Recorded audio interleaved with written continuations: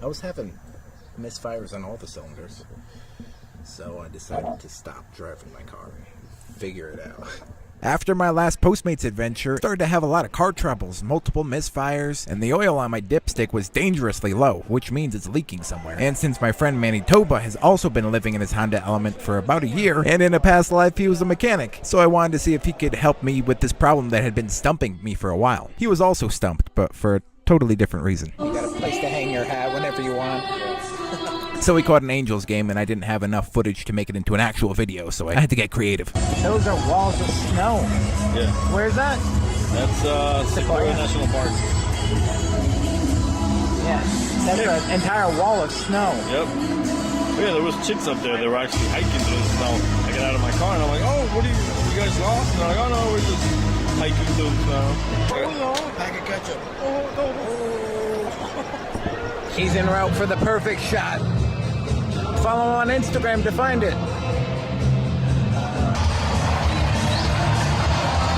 So I got to work with my detective skills. You're basically just trying to find out what it is. Start with the smallest thing first. Maybe a fuse, maybe a loose wire. You don't want to have to replace an engine if it's just you need an oil change. I knew in my case it wasn't the spark plugs or the coil packs, but that doesn't mean there can't be oil interfering with the spark plugs. It's a two-stage bolt there. I don't know if it's that interesting to anybody but me, but 9 times out of 10 don't need to do that, but you know, hey, mom wants to be a bitch, so, you know. You could be able to look at that action. See, it might be a little tight in here to squeeze, so I just wiggle it, pull it up. Now when you can get up here, you got a lot more space, you know. Squeeze it, and if you need a little help, a little flathead. Not too hard though. This is old plastic on top of the engine, so you know. I don't know. I don't know if that's old oil around here or not. All of them got it though.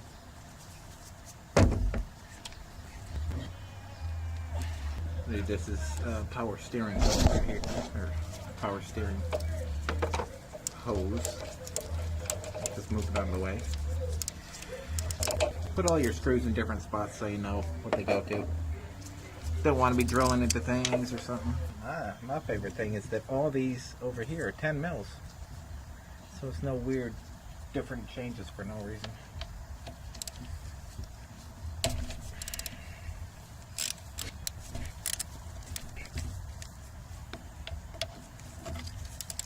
Whew.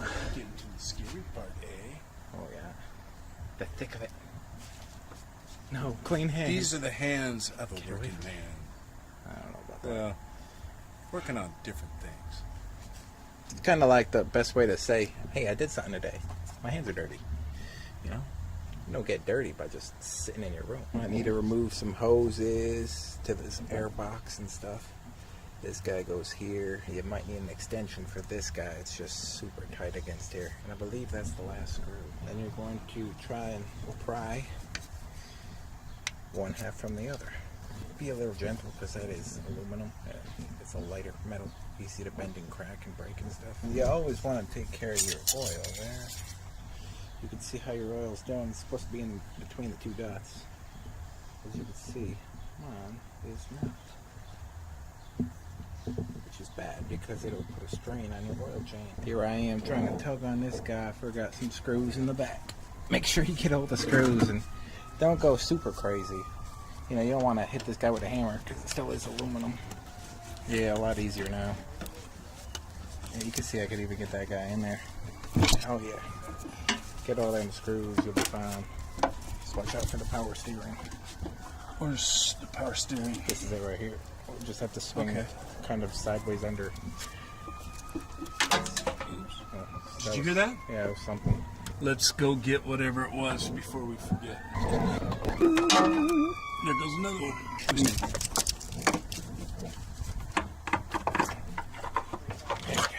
This kind of looks like an inside of a clock.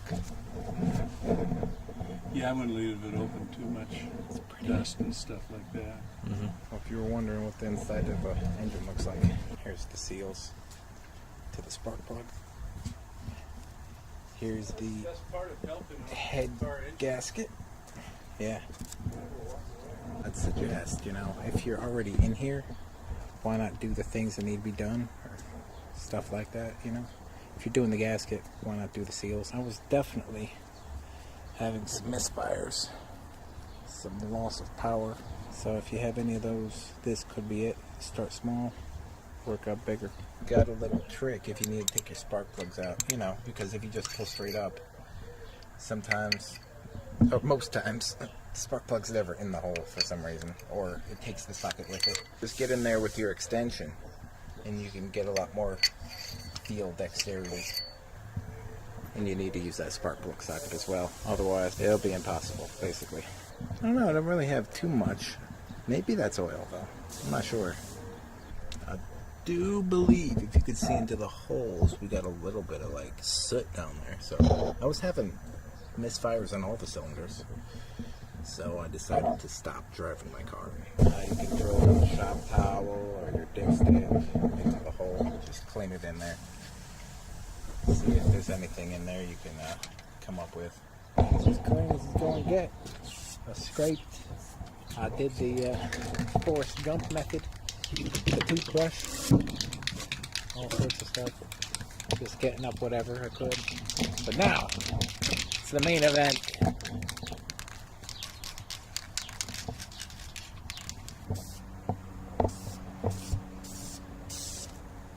I've been trying to get these things to be perfect, but they're very, very brittle. I doubt this has ever been changed. Damn. So just see right in between here, just try and be perfectly nice. Slam it in there with a hammer if you need be. That one came out pretty good. We're just trying not to screw these up because these still need to work. Oh yeah. Oh, who won? Was it you? No, it was me.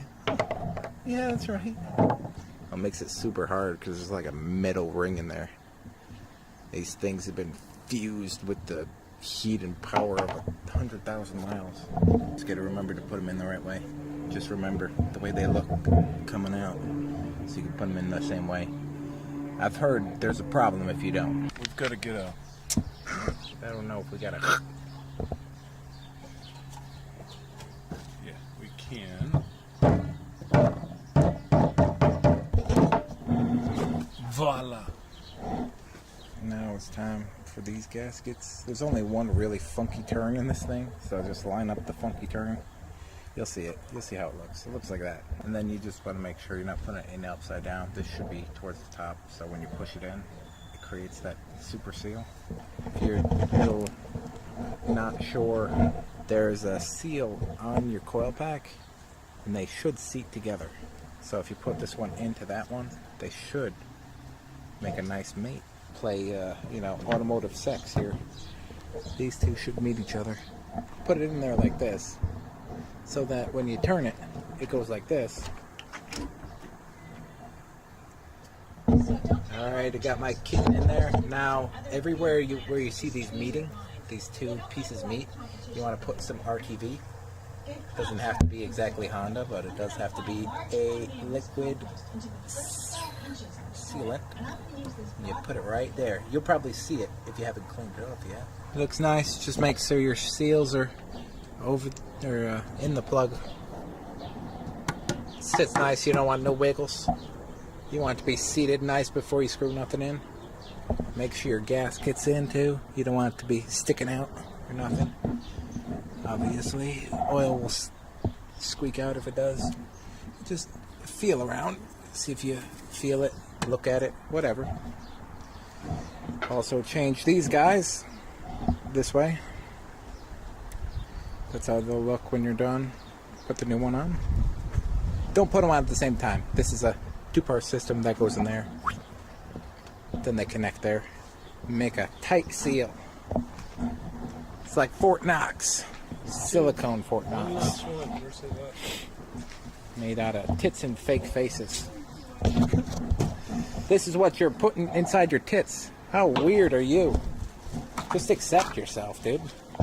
Alright, you got some new screw gaskets here. 1, 2, 3, 4, 5, 6. My favorite two back here. I forgot them in the beginning. This guy back down here. But before we do that, we'll put the coil packs in. Screw all this in. Put the hoses back on. Power steering. We should be ready. Put that thing back on too. And then, hey, you could throw whatever screws you have left at whoever you don't like around town. That's my rule. That fixed most of my problems. Still have one problem. If you have a problem with hesitation or acceleration, jumping and jerking and stuff like that, this might be your problem. I've had that. It's on and off, and it happens to happen more when it's raining than when it's dry out, although it still happens when it's dry out. So that would probably be a problem with electrics. Underneath this power steering hose, it's called the VTEC solenoid, and there are electrics that go to it. I guess in order to activate VTEC, there's oil pressure switches in there, all connected with electronics, and what happens is these things are supposed to be airtight, these little clamps right here, but over the 15 years this thing has been rolling around the earth. It doesn't wear too well for plastics. I mean, you could replace the plastic itself, or you could just try and fill in all this negative space here with an RTV, maybe the same one you used on this guy. And it's a little bit my fault as well. I splashed a puddle. I love splashing puddles, especially in California when we don't get rain. When I get the chance to splash a puddle, I'm gonna take it, you know? Unfortunately, my car doesn't like that. But I'm just gonna change the whole gasket because it's rusty too. Hey, if I'm doing it, I'm gonna do it. Check eBay. I'll put a link down there for you for a refurbished one or a new one if you want. New ones cost like 3 times as much though, so I'm not sure if that's really the thing you want. Watch out for these porch pirates. They already got one of my packages. Damn bitches. Well, what the hell are you gonna do with the VTEC solenoid? Here's the here's the part number if you were interested. VVT solenoid for short. Yeah, it just comes in a nice little package like this. And vacuum sealed for freshness. All that good stuff. Looks like you're gonna have to use the screws that came with. 1, 2, 3. Easy disassembly here. It's better to have problems in safety than be impatient and try and chance it. I'm not trying to blow up my engine, you know. I figure I take care of my engine, it'll take care of me type of stuff. You know, take care of small problems now so they don't become giant problems. If you have any problems taking off these connectors, find out where the bottom is, and you can use the screwdriver to get in between the connector and the base, and then squeeze the clip, put this thing in between there, and lift up. You don't want to go too crazy, especially with these wires poking out right there. You want to take it super easy. Little sucker. Give me that back. See, that's mine. Come on. Hey. It's mine. Hey. 3 screws. Pretty simple, you know. Tried some penetrating oil. If it gets a little stuck, you don't want to strip them boys. Yeah. You can see how it looks. Popular other problems I read up on. Rocks keep on falling out of this thing, so that might have been the problem. I don't know. Every time I move this thing, something else falls in my hand. That screen sometimes is the problem. Also, this gasket gets a little bad. So people replace those, but I don't want to do this job more than I have to, so I'll just replace the whole thing, you know. Also, could be those wires, like I said. I'm gonna patch them up before I put this new guy on. You can see how I said it was a little rusty in places, a little oily. I don't think this thing's supposed to be oily all over the place, so maybe it was leaking. I'm not sure if you can see that red bit, but basically what I'm thinking is happening, along with everything else that's happening to this car, is when I hit some puddles, the water comes up from here, then falls down into the, close it up as much as I can. I'm not getting next to the clip area, you know, so you can still squeeze it. Well, this isn't like super glue. This is you know, a malleable gasket. This one's easy because I don't think it's possible to really mess it up. You just put the screws back in the same way you got them out. Get in there, feel with your hand, and then I just started one screw, and then I put in another screw, found the hole, did it again and again. Yeah, you could see this big circular thing. Well, you could really just match up the connectors. Small connector there, big connector on this side. But yeah, basically this big silver disc.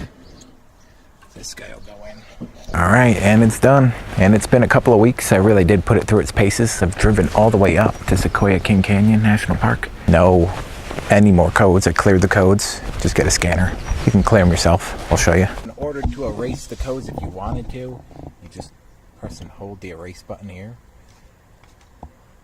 Or you disconnect your battery for a couple of seconds. Spun riding along and it pops up again, it's still a problem. It's also nice to just not have that hanging over your head, you know. If you know your car's in good health, you don't have to worry about breaking down in the middle of nowhere. So, yeah. He's good. You know, you take care of him, he'll take care of you type of stuff. If this helped you or could potentially help somebody else, like it, share it, you know, and whatever you do, just remember to do it with love, and I'll see you when I see you.